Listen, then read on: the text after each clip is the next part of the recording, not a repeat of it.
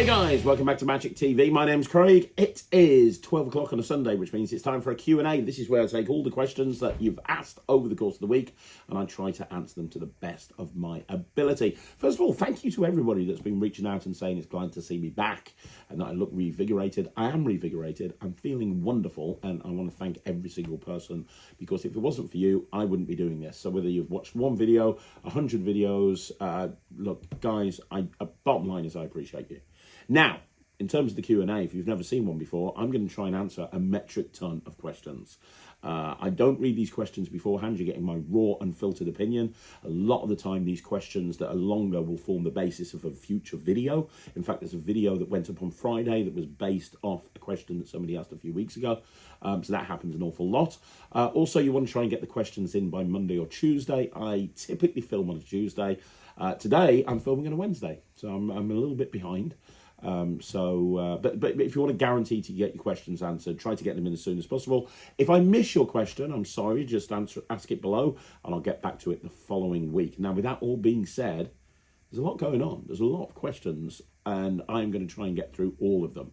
So without further ado, let's get into this week's Q&A. Okay, so the first question is from Andy Putt, who says, "Hey Craig, probably late this week." No, you're not. You literally put this question in 30 minutes ago, according to YouTube, so you just about got there.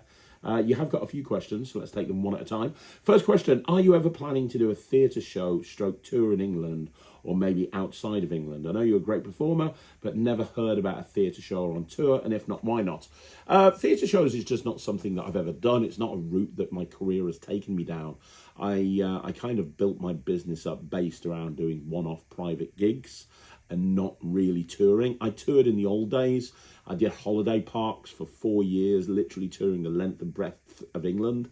In fact, I was knee-deep in holiday parks when Rylands was born. And for the first year of Rylands' life, I barely saw him because I would be going away on a Monday to holiday parks. I'd do Monday to Friday. I'd come back on a Friday night, do gigs over the weekend, and then on the Monday, I would go off again. And that was about 8 months. So Ryland barely knew me for the first year of his life, but it was because I needed to do that because Sarah was on maternity leave. She wasn't getting that much money. And that was where we were getting all of our income from at the time. And I loved touring life. I really did. But it's not something I'd really want to go back to. Now, there are options on the table for Ryland. I've spoken to a few different people over the course of the last few weeks. And there is something that's happening with Ryland and potentially Thea that might involve me going on a tour to do with Ryland and Thea. We'll see if that comes to fruition, but it's looking very, very promising at the moment. So, you know, that would mean that I'd go on tour with my kids, which would be absolutely amazing. But in terms of me going on tour, my priorities are a little bit different now. I'm 50 next year and I've got other things that I'd rather be doing. The next question, again from Andy Putt, is, I know this question is asked years ago, but are we ever going to get a day or a week in the life of Craig Petty video? Yeah, it's something that I've always been wanting to do, but it requires so much effort. Because in order to get a day in the life or a week in the life of me, I'm going to have somebody following around me with a camera.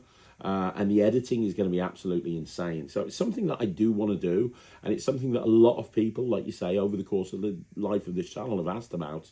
But at some point, I'll probably get around to doing it. The logistics, however, I've got other things going on. I tend to be quite busy with a lot of different things. And that would take so much effort. So I'm not saying no. I'm just saying not yet.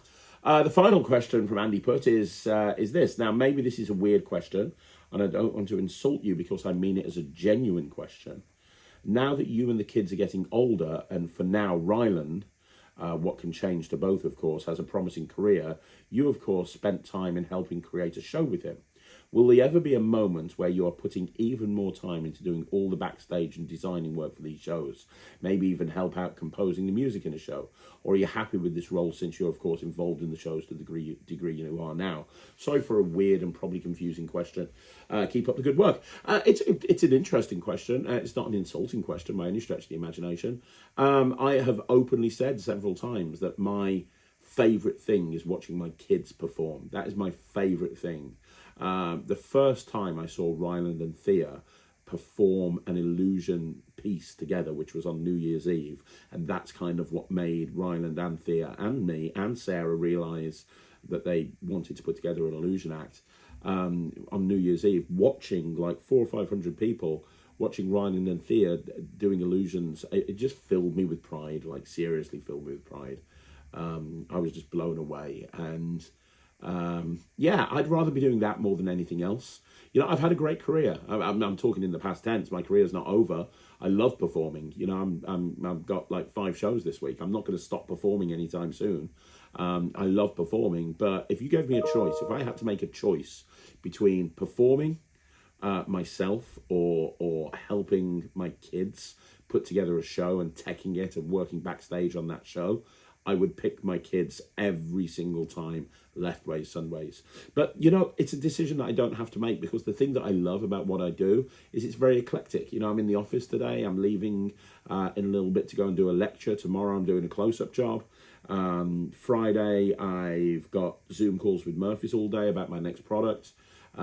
Saturday I've got 2 gigs, an illusion show and a kid show. Sunday I've got a close-up job. And I'm rehearsing with Ryland and Thea. You know, it's just a very eclectic range of things that I do. And I love that, and I don't think I'd change that anytime soon. Okay, so the next question is from AJ Castaldo, who says, this is just a fun question. So I saw you had learned ACAANs ACAAN once upon a time, and you're proficient with a mem deck. So what made you start pursuing different variations of ACAAN? If at this point you could do ACAANs any card at any number. Just curious as into the thought process and why. Yeah, I don't think that any trick is perfect. I don't think any trick is perfect. I think that things constantly evolve. And also, I think that there's, you know, there's no such thing as the perfect trick for every single scenario. So, for example, the Atomic deck, I do that on every single stage show. It's an amazing trick to do on stage. It gets the entire audience involved in your performance. And now I perform it in lots of other environments as well, but I'd say that the Atomic deck, for me, my favourite place to perform it is on stage or onto a large group of people. ACAANs is great, but if you're, you know, I learned ACAANs and I did it for a while. I could never reliably get the box dump out move looking good. It looked okay and it was passable, but I was never happy with it. And, you know, the bottom line is, it's nice to try and think about ways that eliminate what you perceive as a negative in a trick. And as good as ACAAN is, and it's an amazing ACAAN, wouldn't it be amazing if the cards were out the box and you didn't have to do a shift or you didn't have to do a move? And I'm always trying to, you know, the question you asked about what made me start pursuing other versions of ACAAN when I can do ACAANs ACAAN, it's the same with everything. I mean, look at my career as a creator. I'm always taking existing tricks and trying to put my own spin on them. I literally wrote about this subject in my book, Absolute Madness. So, you know, you look at my Beyond Stebbins project. That's me exploring what is possible with the Stebbins deck beyond what everyone does with it. Same with Visible, same with Cheeky, same with the Mirage deck project. I could go on and on and on. I love taking things and going, well, okay, what else can I do with this? And ACAAN is something that I've always been very, very interested in. It's a very interesting plot in Magic. A lot of people think it's boring. I don't think it is. I think it's down to the performer and how you perform it. But I have an amazing reactions from ACAAN. And just because I've got a great version, and that's what ACAAN is, it's a great, bloody amazing version. It doesn't mean that as a community, we should stop right there and go, okay, right, we're done now. We don't ever have to improve ACAAN. It can't get any better than this, because it will. Now, I personally think in some scenarios, in many scenarios, the Atomic deck is better, but that's only my opinion. I know people would disagree with me, and that's absolutely fine. But there's a chance that somebody else is going to come up with an ACAAN in a few months' time that will be better. You never know. You never know, but I think that as a community, we need to keep evolving and we need to keep growing. Okay, so the next question is from Matthew Weenel, who says, hi, Craig, do you have any resources on creating a technical rider for a theatre show? Thank you. Well, let me punch up my technical rider. And I will tell you exactly what's in there. And this is although we don't tour, which we don't really, I do a lot of theatres. I get booked for a lot of one-off theatre performances. So let me just punch up my rider. Here we go. This is my rider. So I'll read it out to you. Technical requirements for Slightly Unusual's Illusion Show. This is for the Illusion Show. To ensure Slightly Unusual can present the best possible show for the audience, it's essential that the following technical requirements are provided for. In the event that the technical requirements cannot be provided for, due notice must be given, otherwise Slightly Unusual will have to modify their show accordingly or may not be able to perform their show in its entirety. Please note the logistics for the show below. Staging and logistics. We have 3 shows, 2 mega shows and a smaller show, which is designed to fit into smaller venues. Stage size, stroke floor space, and placement for mega show A. Minimum ceiling height, 11.25 feet. Minimum stage width, 25 feet. Minimum stage depth, 17.5 feet. And then mega show B, minimum ceiling height, not applicable. Minimum stage width, 16.5 feet. Minimum stage depth, 14.5 feet. If there's already a backstage area, the minimum stage depth is 11 feet. We have smaller shows that are designed to fit into almost any venue. Please contact us if your venue size is smaller than the above measurements. Then it says stage specifications. Stage should be clear of rostrum and tables. Stage should be level and stable with no cables or major misalignments among the stage pieces. Stagings must be level with the backstage area. Nearest audience should be at least 1 meter from the edge of the stage. Sound, fully equipped professional grade A sound system, console with mixer, amplifier and speakers. 1 sound technician and DJ to stand by throughout the show. 2 220 volt 3-pin power points. 2 XLR channels, and then it says Slightly Unusual will bring their own personal wireless headset microphones and patch them into the provided sound system. Slightly Unusual can provide a PA system on request. There's been many times, not in theatres, but at venues where they haven't got our requirements, and so we rent them our sound system. Video optional for events with more than 250 people. On events with odd-shaped venues, live video coverage with projectors is highly recommended. Special effects optional. If any pyrotechnics, lasers or special effects can be provided to enhance the show, please contact us to discuss cues. Special requirements. Client to provide 2 male load-in, load-out crew. Designated 60-minute technical run-through of the show is required with all audio, lighting, video and stage technicians. Doorway and entrances from loading bay to event hall to be clear for illusion equipment to be brought through the stage. Note any changes to technical requirements must be confirmed and agreed upon by Slightly Unusual's technical specialist, Craig Petty, mobile number blah. So that is the technical rider. That's exactly what we use. And that's probably the technical rider we've used for the last 15 years. So hopefully that answers your question. Okay, so the next question is from Just Josh, who says, question for you, Craig. I'm thinking about doing a ticketed event at my venue. Nothing crazy expensive, just a family-style show where tickets are like $7. The point isn't to make money, but to get some experience working with venues and doing ticketed events. My greatest fear is that nobody shows up and I look like an idiot due to the venue. So what do you recommend I do to help market the event through so enough people, let's say 40 or so, to come? I don't have much of a social media, working on it though, so other than posting a Facebook event, I'm not quite sure where to start. Any thoughts? So first of all, number one, has the venue got can the venue promote it for you on your behalf? Now, a lot of the time the answer is no, but is there a place to put up posters? Is there a place to put up flyers? Do they have a mailing list at the venue that they can mail out to about the show? First step is to speak to the venue. Second step is to consider doing Facebook ads. You can do those relatively inexpensively, and even though you don't have much of a social media presence, that's not a problem because you can run an ad and you can localize it to the local area.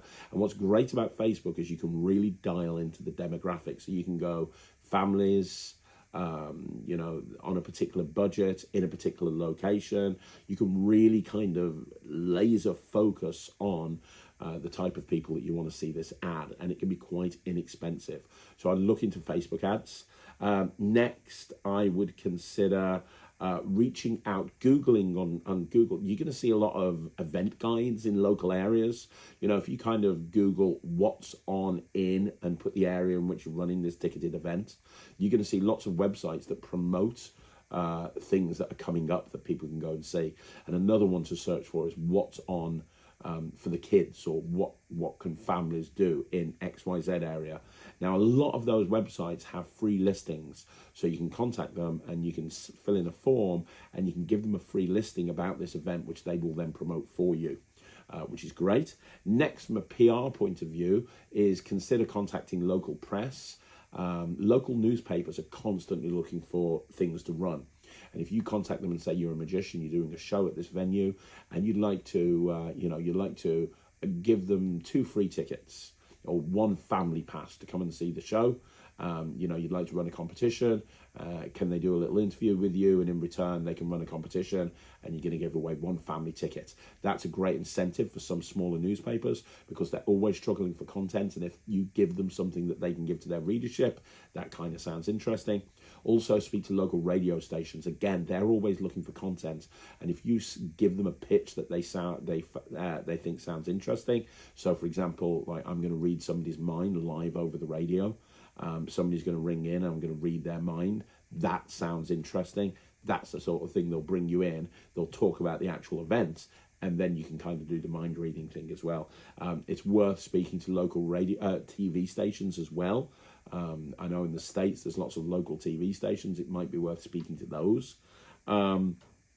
Outside of that, don't be afraid. I don't know where the venue is, but if it's somewhere near like a city, don't be afraid to spend the day in the city flyering, handing out flyers, and maybe doing some magic, doing some sort of hit and run style magic. Not a street performance, but just kind of going up to people and saying, hey, I've got a show coming up, have a look at this, and do a trick for them, which is basically what happens an awful lot at fringe festivals. You'll go to an Edinburgh Fringe, Brighton Fringe, and people will be running around handing leaflets out all the time, and those leaflets are going to be, promoting the show. There's a lot of that going on at fringe festivals. So those are some things that you can try, and they will work quite well. If you know anyone in the area, maybe, speak to them about word of mouth and recommendations. And again, if it's a family show, maybe you want to speak to a local school, offer to do a half-an-hour show in school for free in return for giving out flyers that the kids can take home to their parents. Anything like that. The key thing is, you can make this a success whether you've got a social media presence or not. You just have to put the effort in. You have to put the work in. I've got a couple of friends that were going to run a theatre show. They ended up cancelling it because they'd done nothing about it, and it was 2 months beforehand, and not a single person had bought a ticket. Don't be that person. Go out there and try and make it happen. Okay, so the next question is from Illusionist Ed Zeus, who says, where's the best place to buy flash products? I need flash paper, flash cotton, flash bills. I'm in Europe, so maybe you can recommend some good online shops. Thank you. Europe, look, Monster Magic and Prop Dog do a lot of pyrotechnics. They do a lot of flash paper. They do a lot of flash wool. They do a lot of flash related products. I don't know what the deal is about shipping over internationally. I don't know if it's a problem or not. You'd need to speak to the local magic shop. I know Pagani are based in Europe, as are Premium Magic Shop and Magic Dream, and all 3 of those guys sell flash paper or flash wool. So maybe you want to go for a supplier in Europe. There are shops that are specifically geared up to sell flash products, but in all honesty with you, I would just go for a magic shop if you're just looking for flash cotton, flash bills, flash wool, that sort of thing. I'd start with Alex from Monster Magic. He's very useful. He's very helpful. Once you've spoken to Alex, maybe you can then try somewhere else. Okay, so the next question is John Hand, who says, hey, Craig, love your videos and I've been a fan for many years. Thank you so much, John. I'm not sure this is the right forum for posting a question, but here goes anyway. I've been a hobbyist for about 50 years and generally have done a few shows for work colleagues, friends and family. I'll be retiring from all work later this year and I want to try and devote more time to magic. My 92-year-old mother has just gone into a care home near where I live, and I was thinking about doing some free shows there for the residents, and I was wondering if you had any experience of performing in care homes and any advice that you could share with me. Unsurprisingly, most of the residents are 80 plus, and some have dodgy hearing and eyesight, so I was wondering what sort of magic tricks might be suitable. I normally do a mix of card effects and mentalism. I have a load of your effects, but I was thinking maybe some rope magic or handkerchief magic might be more suitable. Any ideas or advice would be gratefully received. Keep up the good work. So with care homes, and I have performed at quite a few care homes in the past, one thing I would suggest is to keep it visual and keep it quick and keep it very easy to understand. So long drawn out mentalism is not going to work that well in this scenario.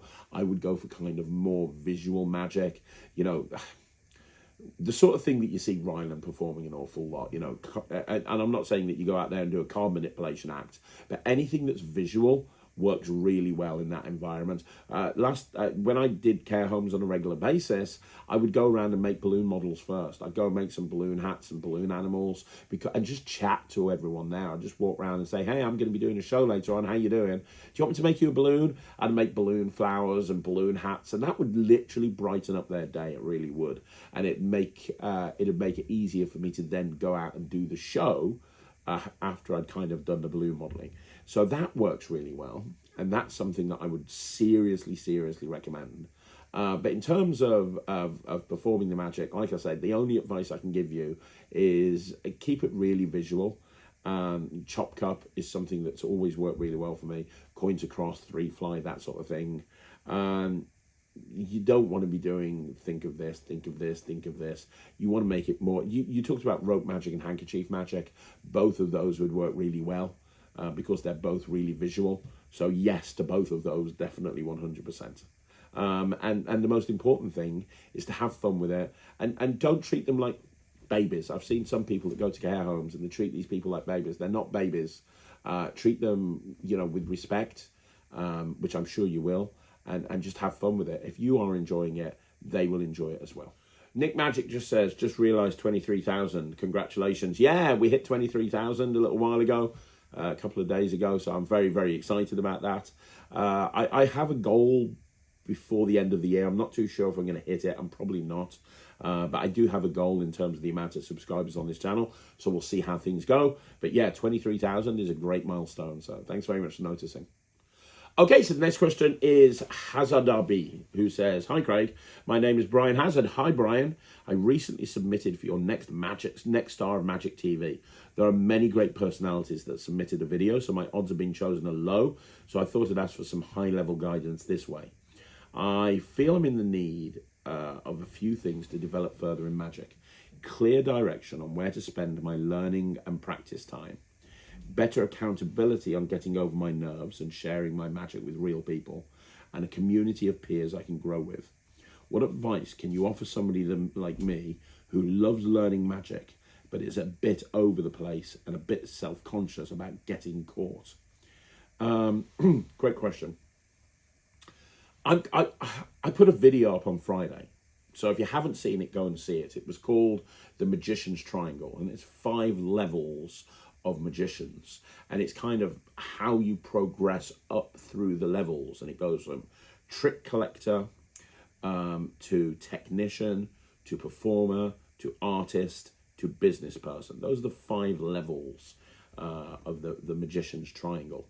And what happens is you come into that, in order to be to go up, you need to understand where you are, and you need to understand what you need to do to get to the next level. Here's the question. Right, I don't want to answer this because I think that the video that I put up on Friday is going to be a big help to you, and I think it's going to help focus what you're trying to achieve here. So do me a favor, if you haven't already done so, go check out the Magician's Triangle video from Friday. When you've watched that, come back and ask another question on the Q&A for next week, and just let me know if that's answered your question. Don't comment down below in the triangle video. Comment on this video, because then I'll see it for next week's Q&A, if that makes sense. But comment down below, because You are right. You need a clear direction. You need to do practice, learning time, better accountability of getting over nerves, and community of people. All of that, very, very important. But it starts with understanding where you are and where you want to be. So have a look at that and then come back to me for next week. Okay, so the next question is Caleb D'Amico, who says, "Hi Craig, bit of a long one today, but I'm turning 17 soon and I'm preparing for the summer where I'm going to try and find restaurants to work at. I've been in magic for a while, although for the past year and a half, I've been very serious about it and I've pursued a ton of magic. I know I shouldn't have got so much, but I absolutely love learning great new magic. Anyway, all of that being said, I tried to create some set lists for a restaurant gig situation by taking some of the best tricks I know and, in my opinion, putting them together. Could you look over this image, which contains a list of magic I have and what some of my sets would look like? Please comment on it, and any tips you could give would be gratefully appreciated. You might want to answer the first one before coming back to this second question. Right, here's the link for the set lists I made. Okay, let's have a look at this list. Okay, is this going to work? Hopefully. Okay, wow, yes it does work. Right, so we've got tricks suitable for restaurants, closer, opener. This is all very good. So set list. Set 1, although almost 2 sets with the amount of variations. Okay, so set 1. Spectrum Sharpie. Well, that is a great opener. I mean, I'm biased because it's my trick, but it is a blooming good opener because it's something that's very, very quick. It's very, very visual, and it uses objects that everyone can relate to. Middle, ambitious card or a card to box routine. And finale, end up with card to phone or omni deck. Okay. Technically, that's just 2 tricks. You want to set to be a little bit longer. And I'll tell you why it's only 2 tricks. You've got Spectrum Sharpie, then you've got Ambitious Card or the Card to Box routine. But then finale, you've got Card to Phone. Now, the thing is, whether you do Card to Box or Ambitious Card, you've kind of already done a Card to Impossible location. So the only way that so I wouldn't then go into a Card to Phone routine where you get another card picked and it goes into the phone. What you can do, and what I've done in the past, is you do the Card to Impossible location and you take the card back and then you say, of course, the thing is, I've been holding this phone the whole time and the card's in the phone. Same with an Omni deck. You wouldn't want to do Omni deck as a standalone piece after doing Ambitious Card. And unless you're actually talking about Card to Phone being the finale to Ambitious Card and that's the final phase, in which case that's fine, but then that's not another trick. I would make it slightly, so what I'd do with that set list is I'd think about how you could actually transition from Spectrum Sharpie into your card routine. Let's say you do Ambitious Card, how you're linking the two. Now, it could be that you brought out the Sharpie to show them because you're going to need them to sign a card. In which case, there's an argument to say you might want to put something else in before Spectrum Sharpie. So you might want to do a deck production, for example. And you might want to go, hey, look, I've got this deck of cards. Boom, you make the deck appear. Or, for example, something quick that happens when you're handing the cards out. So it could be, for example, Nicholas Lawrence's Vanishing Card Case. So it could be that you bring the cards out, you make the cards vanish, they go in your pocket, you then give it to them, and you say, in a second, I'm going to need you to pick a card. But first of all, can you take this pen? Oh, by the way, have you ever seen these pens before? They're called Sharpie, and you're into it. So the Spectrum Sharpie isn't your opening routine, but you're doing it as a second routine after something quick with a deck of cards. And your reason for doing Spectrum Sharpie is you're bringing a pen out to give them to sign the card. And the nice thing is Spectrum Sharpie is examinable at the end. So it ends with them taking the pen, which you can then use to do your Ambitious Card routine. So that would work. And then with the finale, Omni Deck, Card to Phone, both of those are great. But I'd have another routine to finish. I would transition from Ambitious Card and I'd go into a third trick. I'd have another finale at the end that you can go into. Something that logically would happen after Ambitious Card. Because a lot of the time with your set list, you want them to be a little bit longer than that. And it's always best to have them longer and cut something out than have them shorter and they don't last long enough. So then set 2, Night Worker or Night Flight. jumbo coin production, and extreme burn. In that one, yeah, Night Worker and Night Flight are both great. I love Night Worker, I love Night Flight. They're both off the Nightshade coin set, and that is a great opening routine. Really establishes credibility. The jumbo coin production, again, is not really a trick. If you're doing Night Flight and Night Worker, you know, you've kind of got this jumbo production. At the end, it's a little bit like what you had before. Card to phone would be the finale to the ambitious card. It wouldn't be a trick in its own right. The jumbo coin production is kind of just done at the end of Night Worker or Night Flight. So again, you've really got two tricks, which is Night Flight and then Extreme Burn. So it's very money-centric, which is absolutely fine. Nothing wrong with that, because the transition basically works itself, doesn't it? Hey, you know, because you can very easily transition from coins to Extreme Burn and talking about making money, especially if it's something like Night Flight, where you're actually making money at the beginning of the routine as well. But again, I'd have another routine to go into after that. So maybe you've done Extreme Burn and you've made the money appear, you hold on to one of the bills, and then you do something else with that bill. I don't know what, that's up to you, but I would maybe consider going into another routine after Extreme Burn.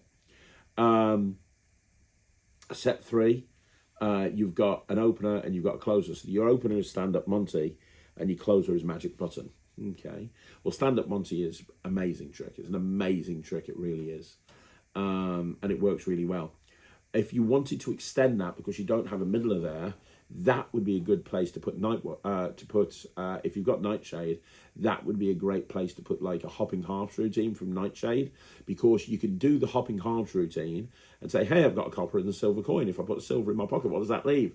And you can do that whole 2-coin trick style routine where the coin keeps coming back into the hand, and then you can kind of just say, look, you can take the coins vanish at the end, and you can say, look, do you want to know why you didn't win?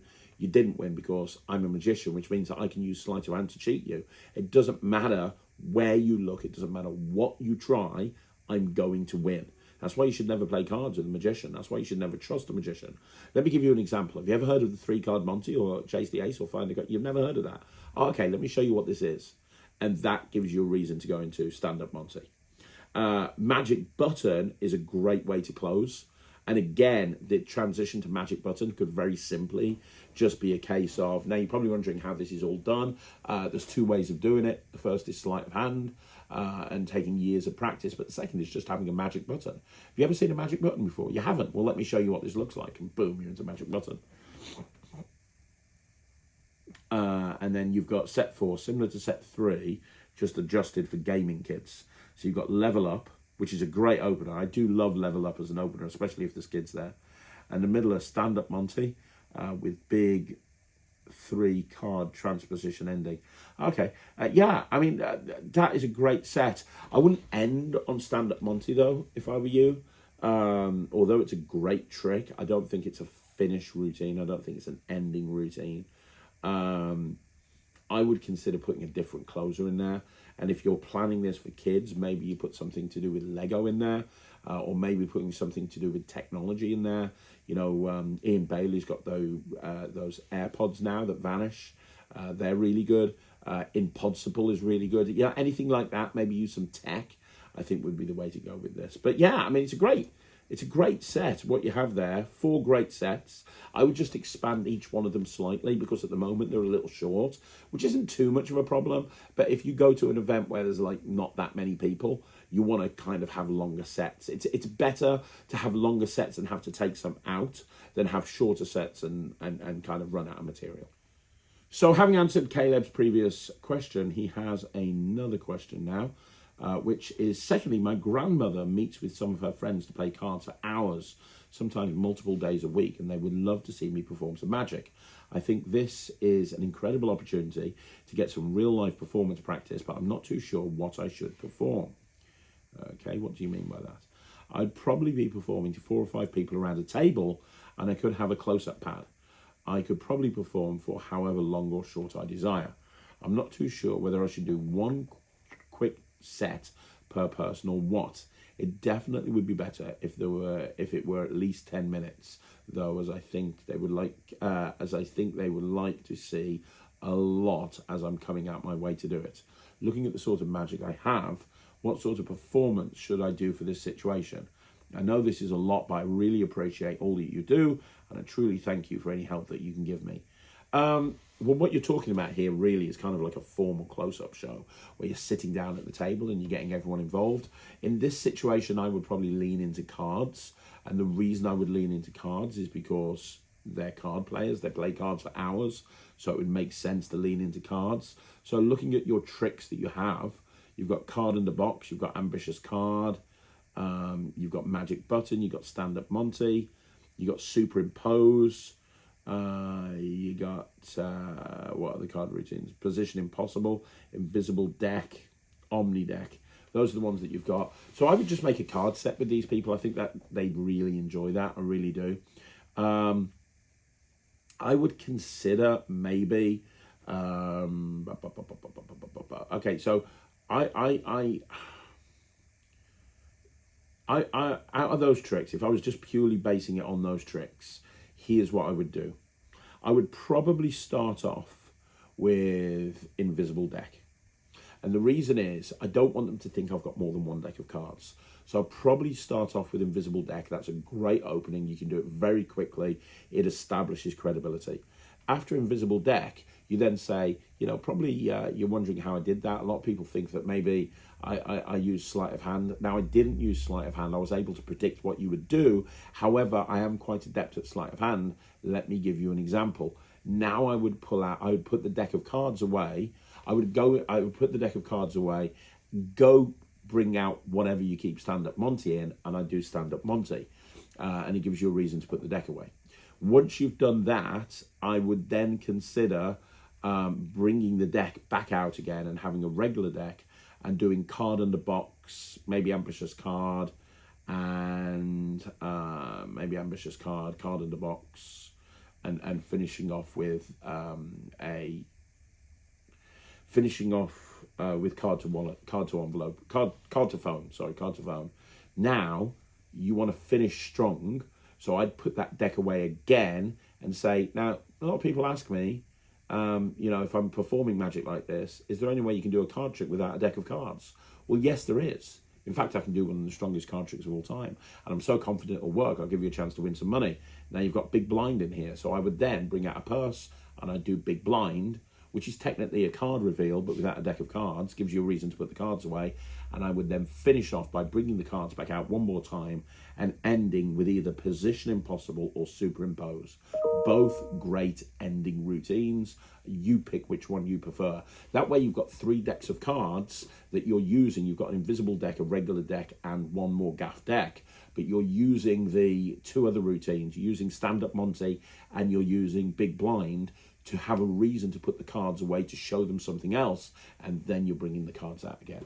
So that's what I'd do. That would probably give you a good 15 to 18 minute set, which I think that your grandmother's friends would absolutely love. Okay, so the next question is from Radio Man, who says, hi, I mentioned before on your channel I'd like to become a magic creator, and I've come up with quite a few tricks, some of which I think are good enough to potentially find a publisher for. Although I'm a nobody in the world of magic, I really feel like I need an outlet for my creativity. You suggested me to consider the Penguin Partner Program, which I've been looking into. From what I understand, if a trick is exposed on YouTube, it becomes mostly unmarketable and will most likely be rejected by publishers. But if it is sold at Penguin through their partner program, even if its price is $0, the trick can still be marketed to publishers without losing its appeal. My question today is, what about showing off tricks on YouTube without a tutorial? If I show my tricks on a YouTube channel, but I do not include a tutorial, could this have repercussions on the marketability of a trick? Of course, most tricks are not magicians' foolers, so magicians can probably understand what is going on in most cases and could potentially copy the idea. What do you think? Can I just make a YouTube channel with performances from my tricks without tutorials and then later on send them to the Penguin Partner Program and other publishers without worrying it? Or is it best if I avoided it? Look, you can do whatever you want to. You can make a channel where performances are put on there and the performances are watched, and then later on you can sell them through the Penguin Partner Program. Not a problem. Also, the other thing that I would say is just because things are exposed on YouTube doesn't necessarily mean that they're not going to be a popular trick to buy, because there's millions of people in magic and not everybody watches exposure videos on YouTube. So as I've been talking to you, I've gone onto Penguin, and the two most popular, top 10 tricks under $10. In fourth place, you've got JC Super Closer, which has 105 customer reviews, and it's the fourth best-selling trick on Penguin at the moment. It's just a download, and that trick has been exposed on YouTube millions of times. Then if we look at number 6, Close-Up Illusion by Larry Jennings, that trick has 519 reviews. It's constantly in the top 10, and it's been exposed so many times on YouTube. The point is, just because something is on YouTube exposed doesn't mean you still can't market it. The key thing is having a brand. The key thing is getting people to want to actually learn your magic. That's what you need to focus on. And you do that by being everywhere. Set up a YouTube channel, absolutely. Post on social media. Take tricks and make them, constantly be putting videos out there, performing and showing your own creations and showing your unique spin on stuff. Let everybody know who you are and be loud and proud about it, because that's the way that everyone's going to know who you are. The key thing isn't, should I make a YouTube channel and put this performance on? Should I sell this on the Penguin Partner Program? Should I do this? Should I do that? The key thing is building up a tribe of people who follow you and want to actually help support you.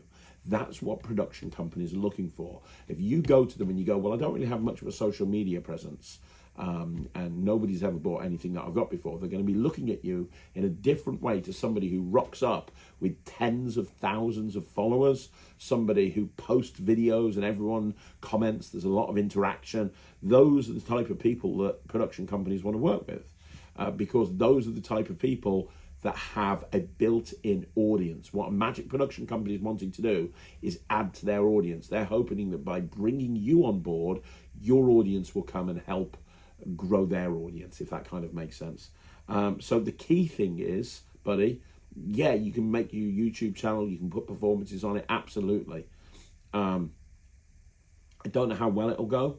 On Magic TV, for example, the videos that get the least views are the ones where I'm just performing magic. It's the other stuff that people tune into. But it might do something, but that in itself is not enough. You need to build a brand around your name. Okay, so the next question is from Pankala, who says, hi Craig, regarding the history of magic, what was the lowest point of magic in terms of quality, popularity, or a criterion of your choosing? For example, I think the early 2000s were a pretty low point, with some TV magicians completely faking their tricks with fake audiences. I especially remember a trick where a magician walked in the air, which was him just being lifted with a crane while a fake audience pretended to react. I know what you mean, and I know a lot of magicians don't like that, and I totally get that. The flip side of the coin is, okay, look at it this way. If I was performing and I was sitting down and I have an audience in front of me, I would probably lap. I'd probably do some lapping, okay? Because I'm in a situation where I can lap, and that's going to be very effective for the people watching me. Now, a walk-around performer might look at that and go, well, that's cheating. I can't do that. He's just taking advantage of the environment he's in. That's not fair.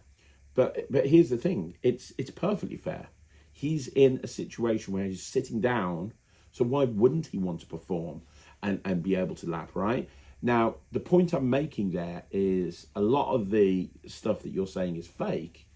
They're taking advantage of the medium. The medium is the people watching the TV show. The medium is not the live audience that's there with them. They're creating a piece of magic for the television audience. And arguably, I'd say that, to put another spin on it, the early 2000s weren't a low point. They were a pretty good point, because that's where people really started to love magic. You know, you had a lot of TV shows going on TV all the time. Over here in the UK, you know, I think Paul Daniels had stopped kind of being on TV regularly at that point, and you know, seeing David Blaine do his thing, people got excited about magic. People got really excited about magic. I don't think there is a low point, in all honesty. I don't ever think there is a low point. I hear people talking all the time. Chabrizi a few years ago talked about how magic is dead. You know, just last year, people were like, oh, magic's in the toilet because all people do is bicker on Facebook groups, and all people do is bring out the same recycle tricks and rip each other off. That was happening years ago. I've got every edition of Abra magazine, and I regularly read them. And my favorite thing is to read these magazines from the 1950s, and it's like the same thing as that's happening now. People are writing in and arguing back and forth with each other about something to do with magic, and they're just having an argument. It's just taking place over a few weeks because they're writing into this magazine, and there's always people going on about this person ripped this trick off, this person ripped this trick off, oh, magic's in the toilet. I think that we always say that. Me personally, magic seems to be in a really good place now, and you know, maybe I'm choosing to be more positive these days, but I don't ever think there's a low point in magic, really. I don't think there's ever been a situation where people have gone, well, magic's crap. As long as there's professional magicians, that means that there's people out there wanting to book magicians. And as long as the general public want to book magicians, and as long as, you know, magic is perceived as good on the internet and on television, which generally it does, yeah, there's times when it doesn't, but generally it does, then I don't really see an issue. But that's just my opinion. So I can't think of a low point in magic that I can think of, to be perfectly honest, but I'm sure there was. But I'm quite positive about where we are right now and where we've come from. Sharkception says, can you do a tour of the office and the room you're in? Been watching you for years and I've only just seen the whiteboard. I'd love to see more behind the scenes of your business and life. Well, this is kind of a similar question to what I answered earlier, which is kind of doing a day in the life of me. Which is definitely on the table, and it's something that I know a lot of people want to see, and I am more than happy to do this because, you know, people find it interesting. That's absolutely fine, but it's finding time to do that. It's finding time to do it and edit it. So it will happen. I just don't know when. But there's a lot more to this building. When you go out this door and turn left, you go all the way down. You get the sales office, 5 desks in there. Then for the sales office, you go up and you get to the admin office, the accounts office. There's about 4 or 5 desks up there. Then you go down into the reception, turn left into the staff room, kitchen, toilet, all that sort of stuff. And then you turn left and you get into the warehouse. And the warehouse is like a treasure trove of illusions. So there's a lot in this building. It's not just a whiteboard, although the whiteboard's quite iconic, I think, at this point. Okay, so the next question is from Mooney D911, who says, quick question, will it be possible for us to buy refill sticks for Stick Up? And the answer is, my stick has lasted me a hell of a long time. I don't think you're going to need refills anytime soon.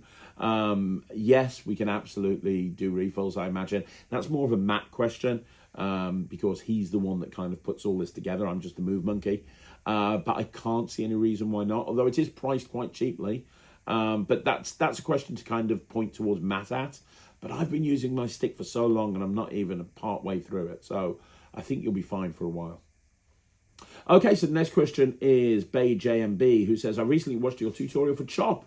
And all I want to know is, do you still have the My Name is Awesome t-shirt? If you do, please wear it for a video. That would make my week. Yeah, I do. It's actually, My Name is Awesome is an old t-shirt for The Miz. It's a Miz t-shirt. I've always been a big fan of The Miz. From wrestling, from WWE. I've got a ton of WWE shirts, but another one that I like from The Miz is Haters Wanted. The old ones are starting to like me.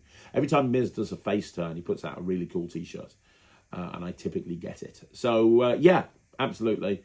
I'll dig it out and wear it for you next week. Okay, so the next question is from Babe MJB, who says, Craig, thank you so much for answering my long question. I appreciate your honesty about magic clubs.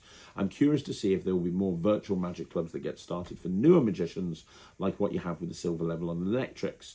I know you said that brick and mortar shops aren't going to make a comeback, but I want to know if you have any ideas on ways to make a brick and mortar shop successful and profitable. Like, would a shop that offers consulting and lessons maybe a way to go? Or would it be maybe having to partner up with a magic shop with another business like trading cards or comics or something else? Sorry for the long question. I just love your honesty and experience. I mean, look, there are magic shops out there, so obviously they do work, but I think most of the magic shops that are out there, if they shut down their online business, I think they would shut down within a couple of months. I don't think they would keep going. So what would I do if I had a magic shop and I wanted to make it work outside of online sales? Well, I'd probably try and locate it somewhere near passing trade so I could get people passing by. If it was in like a tourist area, that'd be even better. I could set up a little demonstrating area outside and pull the tourists in, which is kind of a little bit like what ACAANs have done with their pop-up shop. I would consider maybe making it a fancy dress shop. That's something that you used to see in the day. There'd be a fancy dress shop and a magic shop, because that would pull people in that want to rent costumes to go to costume parties, and then they would hopefully convert to the magic. That's something that you could do. Maybe set up a magic club. Reach out to young magicians, maybe, because let's be honest, it's the young magicians and the teenagers that have a lot of the disposable income to spend on magic. So if you could make your magic shop a destination point where people wanted to come and spend magic, and that might be the way to go with it. I don't think partnering with another business would work.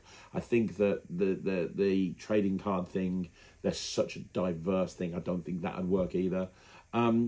I'm not too sure, to be honest. I would never set up a magic shop in a million years. Some of those ideas might work. They could work, but the key thing is, I think, to lean into the online sales. Retail all over the world is struggling right now, and magic is more niche than most. And I think outside of setting it up at some sort of place where there's a lot of passing trade, I think you'd probably end up struggling. Okay, so the next question is from 1581 Davis, who says, very pleased to see you back doing your wonderful magic. Thank you very much. Listen to your wife and family. They'll know when you go over the top. I do always listen to my wife. Can you tell me the name of the effect that you did on YouTube recently that involved dropping 3 cards on a table as 2? It looks great. Thank you. I don't know. I do a lot of tricks where I drop 3 cards as 2 on a table. I think you might be talking about Awesome Sandwich, because there's a couple of different routines. There's a couple of different moments in Awesome Sandwich where I actually do that. That's in my new book, Absolute Madness. So that might be the one you're talking about. I'm not too sure. But if you give me a link, post a link, I'll tell you exactly what it is. Okay, so Daniel Young, hey Daniel, hope you're well, has said, question, at a lecture, what percentages would you give to new and original effects that anyone can do, moves and such, and 3 items that you're selling? And can you share any other insights into doing a lecture? Well, I've never been a big fan of dealer dems. I see a lot of lecturers, at the session convention last year, David Stone did this, where he literally, it could have been a dealer dem. All he did was just go through his lecture involved, basically demonstrating and explaining his marketed effects, which he had for sale afterwards. And look, but some people like that. That's absolutely fine. Me, I don't like that. If I want to have a dealer dem, I'll go to a magic convention, I'll go around the dealer hall, or I'll go and look at some trailers online. I feel really guilty when I'm doing a lecture and I do a trick that I'm selling. I feel really, really bad about that. I'm like, I would rather do a lecture where people can take away tricks immediately to be able to do. I don't really spend much time talking about moves in a lecture, because I think that people that are watching, you don't know what level they're at. Like, I'll go to a lecture and I'll say, hey, who knows how to do a coin vanish? And a load of people will say they don't. But then you're going to have other people there that are incredible at coin magic, right? If I try to explain the moves, there's going to be some people in the lecture that already know the moves, so they're going to switch off. but there's going to be some people in the lecture that maybe they're not interested in the moves, so they'll switch off. There's going to be some people that it's not appropriate for, so they'll switch off. And there's maybe a small percentage of people that are actually finding it useful, but it's very unlikely that they'll be able to remember it afterwards. So what's the point? So I tend not to go through moves. I do say to people, okay, I'm going to do a double lift here. See me in the break if you want me to go through a double lift. I'm sure you all know how to do it. So that's kind of my approach. I tend not to focus on moves. I tend to want to try and really go balls deep on routines. I want to try and teach as many tricks as I can, and I want the majority of them, 80 to 90% of them, to be tricks that you can't buy, that are easy to remember, so they can leave and they've taken something from the lecture. That's important to me. Okay, so the next question is from Jesse Lazander Music, who says, "Hi Craig, I'm a big fan of your tricks and videos. Thank you for all you do and what you bring to the magic community. Quite a specific question. I know you mentioned liking the portable hole effect by David Forrest. I love this plot and I've tried performing it after a lot of practice. Several times the spectators told me they could see the gimmick, if you know what I mean. Have you ever had this before, and have you got any tips on the handling? I realise it might be hard to talk about this without revealing the method." Yeah, it's almost impossible to talk about this without revealing the method. All I would say is practice, practice, practice. I understand exactly where you're coming from. And it's not the easiest trick. The Dave Forrest routine, nothing in transit, is not the easiest trick in the world to do, and does require a lot of practice. And if you go out and perform it and you don't do it properly, they might see the gimmick. If you want an easier portable hole type routine that you can do while you're practicing, nothing in transit, look into Acme Portable Hole by Gary Jones, which is a penguin trick. So you can probably get it from all the dealers that wholesale through Penguin, or you can get it from Penguin directly. It's a much easier version of the moving hole effect, and Gary Jones is a great magician as well. So look up that, and then regards to nothing in transit, just practice and you'll probably get there eventually. Okay, so the next question is from Warren Treadaway, who says, "Hi Craig, great show as always." Thank you, Warren, I hope you're well. It was great speaking to you on the phone the other day. "I have to say, the break seems to have done you the world of good, as you seem to be back to your normal self." Yeah, pretty much. "I know you're a big fan of the classic copper, silver, brass, and that you also have Holesome coins by Ted Bagusta. Yes. I know they are similar in effect, but the displays differ. With the classic copper, silver, brass, you can display the faces more cleanly. However, with Holesome coins, you get the impression you can give the illusion of showing the backs of the coins. So my question is, which do you use and prefer the most?" I actually prefer copper, silver, brass. I love Holesome coins, but I find it a little fiddly. I can do it, and I can do it fairly well, but I do find it quite fiddly. I prefer copper, silver, brass, and you know, I've got quite a few handlings of copper, silver, brass that I love performing. So great question. I'd say copper, silver, brass. Okay, so the next question is the Real Boca Studios, who says, "I have your chop routine. I love it. Why isn't crowdfunding used to manufacture these products? I'd recommend Backer Kit or Game Found. But these products are made in small batches, and especially the coins. They are not often available. Crowdfunding would solve this issue, but also make products continuously available per se, and increase the value for everybody." Okay, so you're using Chop as an example. There are some production companies that use crowdfunding as a way to create capital, to create magic tricks. TCC do it on quite a regular basis. I'm fairly sure N2G do. Illusionists have done it quite a few times. So, you know, Phil Smith Creative have done it as well. So I can see that it's something that production companies do like. When you're talking about Penguin, they don't really do that. A lot of the bigger production companies don't do that because they don't need to. They've got a budget allocated to producing anything. And, you know, the products are made in small batches, you know, smallish. I think in the magic community these days, if you sell 500 of a product, it's done fairly well. I think Chop has sold over 10,000 units at this point. It's a fairly easy thing to reproduce Chop. So they don't, you know, what a business doesn't want to do is have a ton of stock on their shelves, right? If you're a production company and you go, you know what, I'm going to produce 15,000 of these. Well, what happens if you only sell 1,000 of them? Now you've got all your money tied up in stock that's not going anywhere, not moving. It's why you see production companies sometimes discounting prices right down. It's because there's money tied up in those products and they need to get the money back in, and they need to loose up space in the warehouse so they can invest that money into other products, right? So I don't think most production, I'm talking as if I am a production company. I'm not, but I do understand business. I think most production companies don't particularly care about having a big batch. Some production companies will have a small batch and they will focus on exclusivity and fear of loss. You know, they're going to say, hey, there's only 500 units available, and when they've gone, they've gone. So get it now, else it's going to sell out. You know, and others, they can very easily make more units. You know, as I say, Chop is the perfect example. Because Chop, it's very easy to put together more units because Penguin have a warehouse where they can have these things made up relatively cheaply.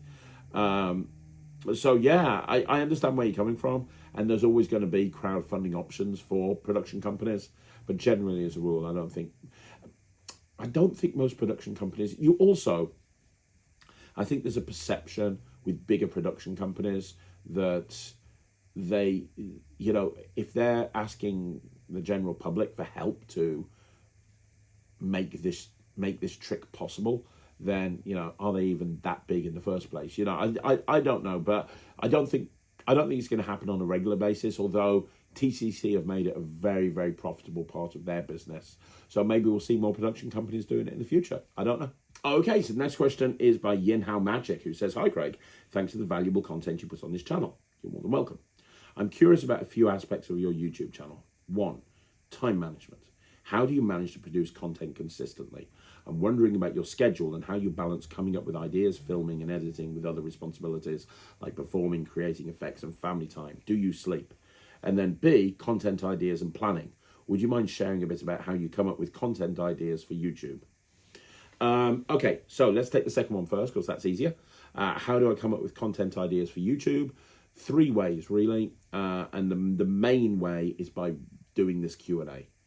By doing the Q&A, there's questions that come up over and over again, and that gives me a thing that goes, right, okay, obviously people want to know the answer to this question. I'm going to create a separate video about it. So the video that went up on Friday just gone, which was the Magician's Triangle, was all put together because I kept having the same question come up over and over again, which is how do I move from being a trick collector to a successful business person? And so I put that video together specifically because the question got asked numerous times. So the first way is by doing this quick Q&A, and the second way is by loitering online in places like the Magic Cafe and Magicians Only and all these different Facebook groups. And the reason is questions come up on those particular forums all of the time. And I'll see a question, I'll be like, oh, that's a good question. That'd make a good video. And now the key thing is to write these down. I will literally have an idea for a video and I'll forget about it 10 seconds later. So I have a notes page and on my phone, and I have a particular note and it's like video ideas, and I just write all of the videos down, all of the ideas down in there. So that's typically how I get most of the ideas, and a lot of it's not hard, you know, like the Q&A, this is easy. I don't have to think of a video idea. You guys are asking the questions. Magic news, not a problem. I'm just telling you what the news is. Craig and Ryland review show, not a problem. I'm just doing a review show with Ryland. So yeah, in terms of time management, it's just about knowing what your schedule is and making sure that you hit it. Now, since coming back from my break, I've been a little bit more lax. Like if I haven't got a video for a particular day, I'm just not going to put one up. So for example, there's not going to be a video going up this Saturday. I haven't had time to do an interview with anybody. So instead, I'm putting a different video up. Absolutely fine. And then there'll be a Talk Magic next week. Now, in the old days, I would have killed myself to get that interview, but I don't do that now. So, but it's really important to have a schedule, because if you have a schedule, then you know when you're meant to do things. I know I have to have a review show done with Ryland before Wednesday. I know I have to get this Q&A done by Sunday, and I know my schedule. I'm very, very focused. So for example, I'm leaving from here today and I'm going to do a lecture with Tom.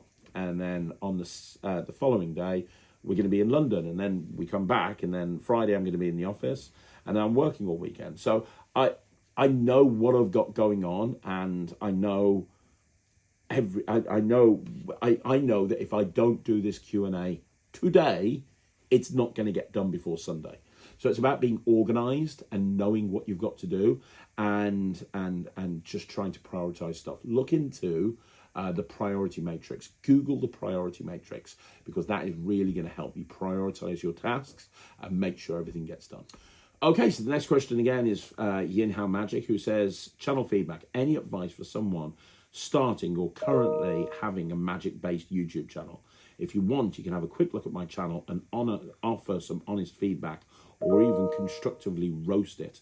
One challenge I'm facing is that I'm constantly purchasing items to review, and it isn't financially sustainable in the long term. Welcome to my world. I'm thinking of branching out from just doing reviews, but wonder who would want to listen to a hobbyist's perspective on magic anyway.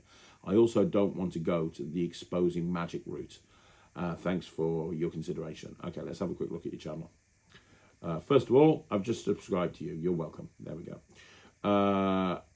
Have you channel. Right, let's have a look and see what we got here. So you've got just over 2,000 views, 200 videos. Let's see what they are. So yeah, you've got like 70 or 80 views of a video.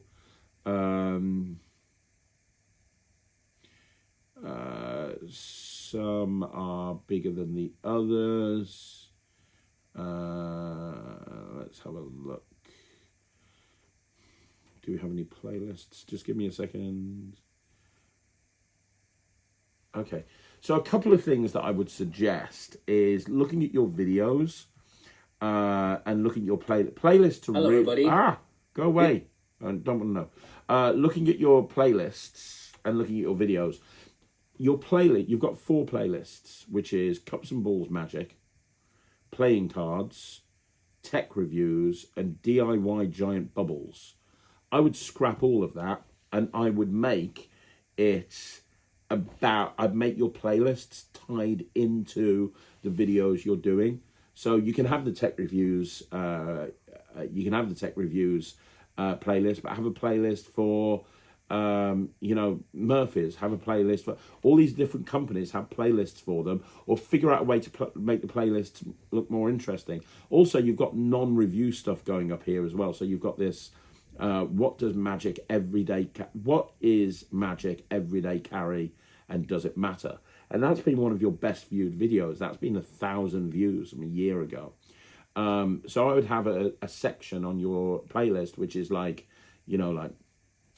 whatever, talk about, and have all of those non-reviews in there. The other thing is, it seems like your audience are liking the non-review style videos, because whenever you put a video up like that, it does better. So I'm looking at this. Your reviews are tending to go between 200 and 500 views generally. But look at this. Every time you've done a video on something other than reviews, it's spiked. The only time you get over 1,000 views, no, not the only time, but generally as a rule, the only time that you're getting over 1,000 reviews is when you're giving your opinion on something. Magic EDC, does it matter? What cups to buy for Cups and Balls? Do you need a close-up pad for Magic? All of these got over 1,000 views. How to add on to your Kickstarter pledge. EDC Magic Pouch. All of these videos have got over 1,000 views, which is pretty cool. So I would focus on that. And then I have no idea what your schedule is. I have no idea what your schedule is. Make sure that people know when you're putting your videos out. This is something I learned from David Penn when I did the Wizard product review. It was like, it's 12 o'clock on a Wednesday. It's time for the Wizard product review. I'm Craig, I'm Dave. Everyone knew that Wednesday at 12 o'clock would be the Wizard product review. I have no idea when your videos are going out. Most people that watch my channel will know there's a Q&A on a Sunday. They'll know there's a review show on a Wednesday. They'll know there's a 5x5 on a Monday. They'll know there's a Magic News on a Tuesday, just because I'm constantly talking about it. If people know when your content's going out, they're going to look for it. They're going to look for it on that day, and that's going to spike those ratings when it first comes out. So that's kind of important as well. The other thing I'd say is, you said who's going to listen to a hobbyist? Make that your hook. Make the fact that you're a hobbyist your hook for your channel, and really promote the fact that you're a hobbyist reviewing magic from a hobbyist's point of view, because there's more hobbyists in magic than anyone else. So that's a really interesting hook. Use it to your advantage and really lean into that. Outside of that, remember the 5 C's of YouTube. The first is content. Make sure you're putting interesting content up. Watch your videos that are going up and look at the views. The ones that regularly don't perform well, stop doing those style of videos. It's why I stopped doing magic marketing, because nobody cared about seeing videos to do with marketing. And so I stopped doing them because the views are really down. Your content should reflect to your audience. So that's the first thing, content. Charisma. I haven't watched these videos. I will do later, but you've got to be charismatic. If you sit there on the channel and you just talk like this all of the time, nobody's going to be paying attention. So make it really charismatic. Hey, it's my name's Craig. It's 12 o'clock. It's time for a video. Now today I'm going to be talking about this subject. Whatever the case may be, you want to make it so that you're coming across as charismatic. So content, charisma. The next one is consistency. This is the big one. Make sure that you're consistently posting on YouTube and people know when you're posting on YouTube and at what time you're posting on YouTube, and make sure you hit that schedule. It's a schedule that you can stick to. So if you can only post once a week, make your schedule once a week. If you can only post once a fortnight, make your schedule once a fortnight. But stick to that schedule and be consistent with it. Okay? Call to action. It's very important to have a call to action on the video. That's the next C. What are you wanting this person to do? What are you wanting them to do? What are you wanting them to do at the end of the video? Like the video, subscribe to the channel. You'll hear me talking an awful lot about join the Netrix. That's my call to action. I want people to go and subscribe to the Netrix. What's your call to action, right? And then community. Build a community around your channel. Make sure that people that are watching are talking with each other down in the comments. Encourage people to comment. Put videos up that people want to comment on. Put videos up that encourage people to interact with each other. Make a community around your channel. And just keep going. Don't give up. So hopefully some of that will help. But if you want more advice, let me know. Okay, so the next question is from Divishan Magician, who says, what's your opinion of this idea? I show the baby pick in fast forward, then place it in their hand and do timeline with the time moving forward, and then reveal the picture has changed and fast forward it. I like the idea, but the problem is 1 to 10 minutes can't make a person grow from a baby. Do you have any suggestions on words or presentations to say of how to fix this problem? Because I like the idea of fast forward and timeline moving forwards. It's an interesting idea, but I don't see how you're going to make it work, because timeline is designed to take their phones forward a certain amount of minutes, and it's not designed to make it be years. So I do like the idea. I think that sometimes, Divishan, you have to accept that something that doesn't work. And I'm not saying you don't work on it, but sometimes you don't want to jam a square peg into a round hole. And I think that's what you're doing here. You love Timeline, as you should. It's a great app. You love Fast Forward, and you should. It's a great app. It's a great trick. But it's designed to fast forward somebody towards a certain point in their life. And Timeline just doesn't achieve that same thing. So I'll have a think about it for you. Nothing comes to my mind off the top of my head. If you can think of something, let me know.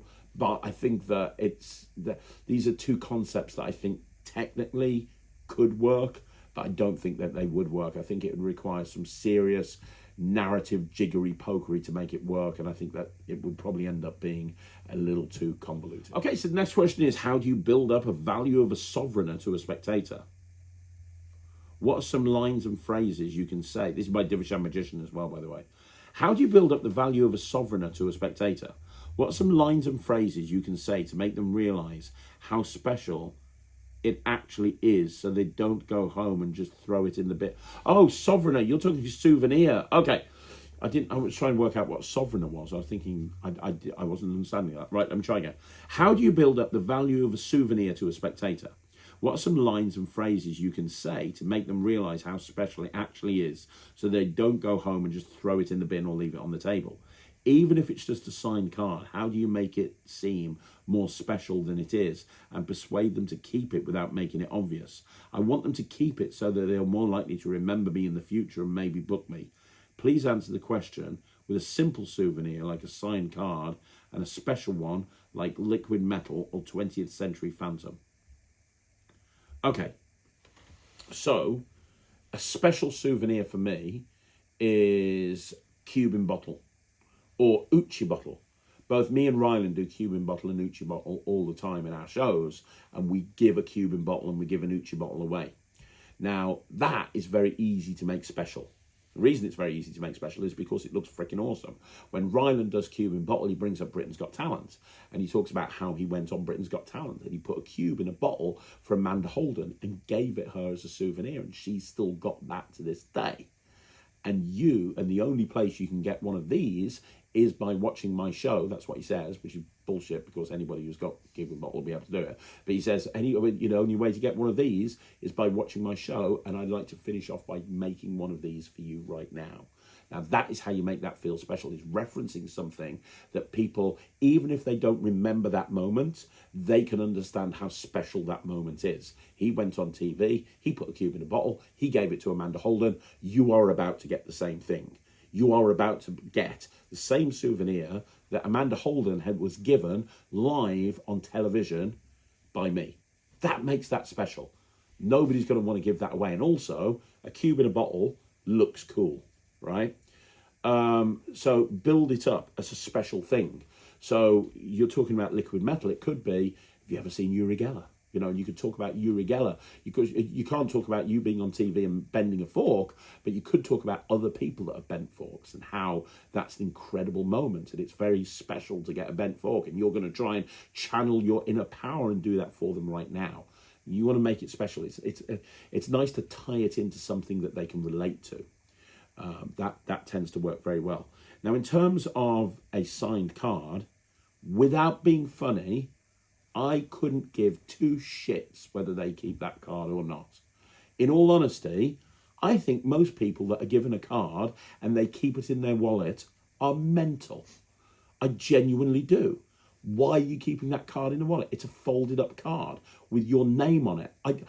It happens sometimes. People will say to me, oh, I've got this card from the last year when you were here last year. I've still got this card. Look, here it is. And I'm like, that's fucking weird. But okay, good. It's fine. I know that there's people that hold on to it, but I don't think you're ever going to be able to do a card, just a normal signed card. I don't think you're going to be able to say anything to encourage people to keep it. I think that, the amount of gigs I've been to, and I've worked my ass off and I've done a load of signed card tricks. And when I leave, everyone's left the room and I'm leaving, and I can see 2 or 3 people have left signed cards on the table because it's not an important thing for them to keep. You can make it as take this card, fold it up, kiss it every night before bed, put it under your pillow, and it will make you go to sleep and have sweet dreams. And when you wake up in the morning, you will have everything you've ever wished for. You can go down that route if you want to, and you're mad if you do. Or you can just say, hey, this is your card. Have it as a souvenir. And I don't think giving people a signed card is going to be more. What did you say? You want to persuade them to keep it, so they're more likely to remember you in the future and book you. People are more likely to remember you because of you, not because of the card that you've given them. If somebody's contacted you a year after seeing you perform, and they're like, hey, is that Divishan? Yeah, hi, I've got a wedding coming up. I saw you about a year ago. I would like to book you for my wedding. They're making that phone call because they liked you. They bought into you. They enjoyed your performance, and you became memorable to them. That is why they're wanting to book you. I guarantee you there's not a single person alive that's sitting there going, we need a magician. Who should we book? and then they just randomly open up their wallet from 2 years ago and they see a signed card in there and light shines out the wallet and it's, oh, and they open up the wallet and they go, Divishan, that is who we need. It's not going to happen, right? Nobody cares about that signed card. By all means, give them out. I give them out. I give them out because I don't want them in my deck, really, to be perfectly honest. They're clogging up my deck. It's got nothing to do with anticipation. Now, if you want to have more of a chance of people keeping the signed card, do something cooler with it than just having it signed.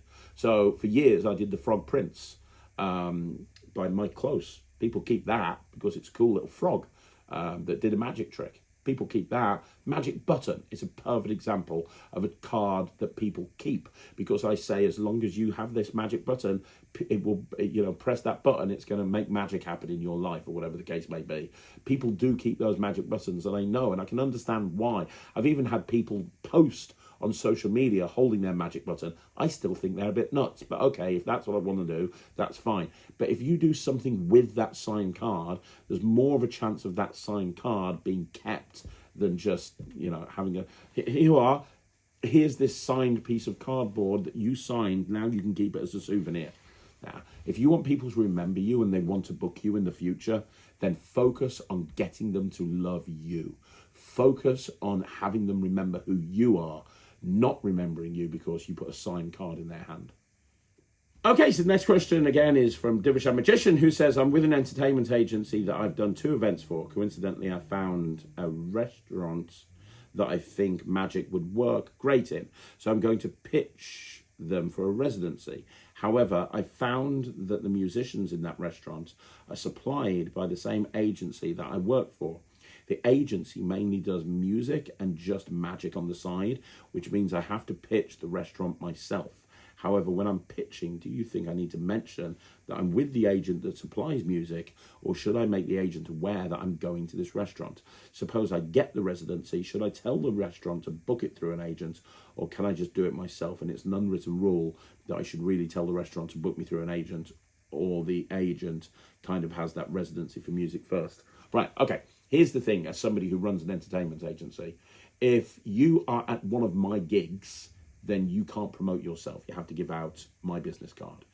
If you're going to a venue that I've not sent you to, and you want to pitch that, and then you find out that I've got a working relationship with that venue, as long as you've not pitched it because I've sent you to that venue, I don't have a problem with that. Personally, I don't think it's an issue. Now, having said that, why don't you be smart about this?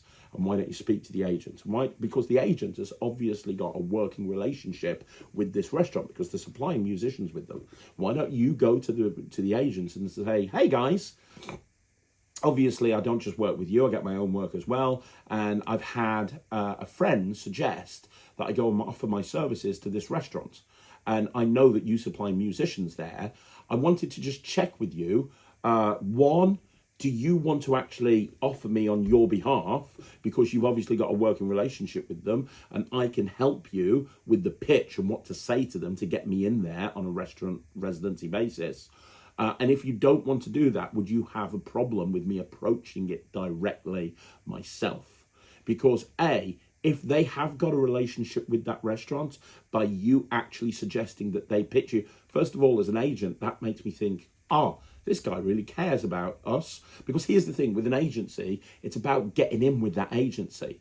It's about making yourself valuable so they give you more work and more work and more work. So if you can turn around to them and say, hey, do you want to offer me at this restaurant? I think I'd be valuable. They're going to love that. I guarantee they're going to love that. But even if they don't go for that, now you've covered all the bases. Now you can go and pitch them and you've told them about it 100%. So that's the route that I'd go to. And that's the way I go down with it. It might be an easier way to get in, and it's going to give you some brownie points with the agency as well. Right, final question is from Stephen Devereaux, who says, hi Craig, thanks for all your videos. Where can I buy a good Jardine ring from? I remember when I was young, I had a great one when you put the ring onto a person's thumb and covered it up with a cloth. You took the ring off the thumb underneath the cloth, vanish it and pull the cloth off, and it's back under a person's thumb. Had great fun with this. Thanks, Stephen Rue. You're talking about a Jardine Ellis ring, which is amazing. I've got like 5 or 6 of them. Jardine Ellis rings are amazing.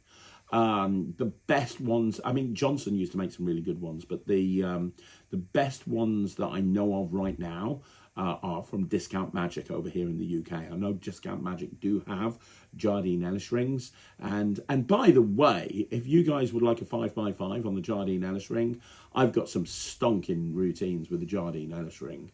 The thumb thing is just the tip of the iceberg. Also, it's worth noting that Mark Oberon has bought out stuff in the past to do with the Jardine Ellis ring as well. So it might be worth looking at Mark's stuff.